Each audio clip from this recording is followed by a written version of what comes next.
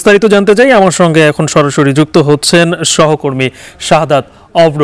অব্র, ডিএমপি যা জানিয়েছে যে আত্মগোপনে অবস্থায় নিকুঞ্জ থেকে গ্রেপ্তার করা হয়েছে তাদেরকে, মামলা ও তাদের গ্রেপ্তার বিষয়ে আর নতুন কোনো তথ্য আপনার কাছে আছে কিনা?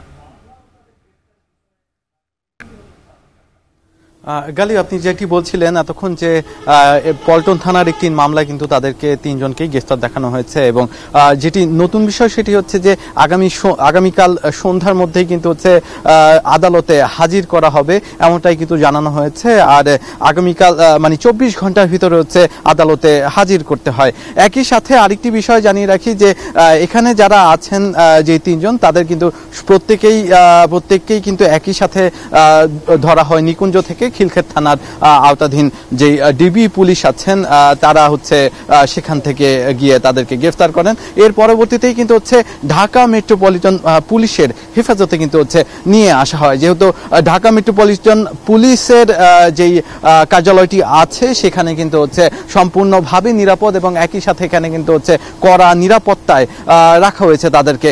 এর আগেও যাদেরকে গ্রেফতার করা হয়েছিল, বিশেষ করে যেই সাবেক আইনমন্ত্রী আনিসুল হক এবং একই সাথে সালমান এফ রহমান, এই তাদের দুজনকেও কিন্তু হচ্ছে এখানেই গ্রেফতার করে নিয়ে আসা হয়েছিল।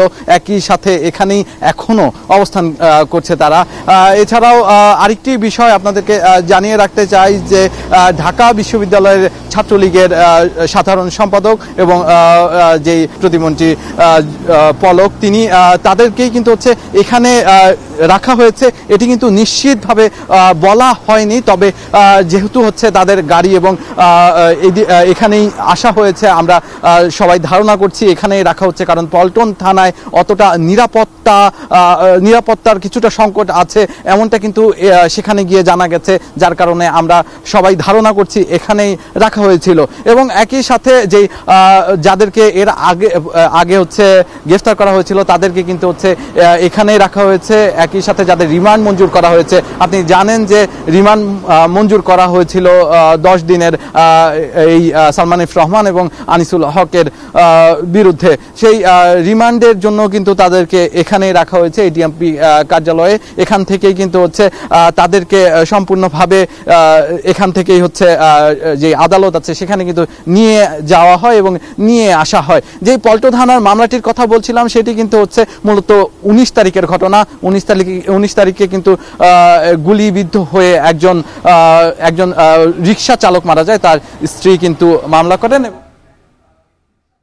যুক্ত ছিলেন সহকর্মী শাহাদাত অব্র, জানাচ্ছিলেন প্রতিমন্ত্রী পলক, ডেপুটি স্পিকার সাবেক ডেপুটি স্পিকার টুপু ও ছাত্রলীগের সৈকতকে গ্রেপ্তারের বিষয় সর্বশেষ সাবেক প্রতিমন্ত্রী পলকও সেই সঙ্গে গ্রেপ্তার হয়েছেন।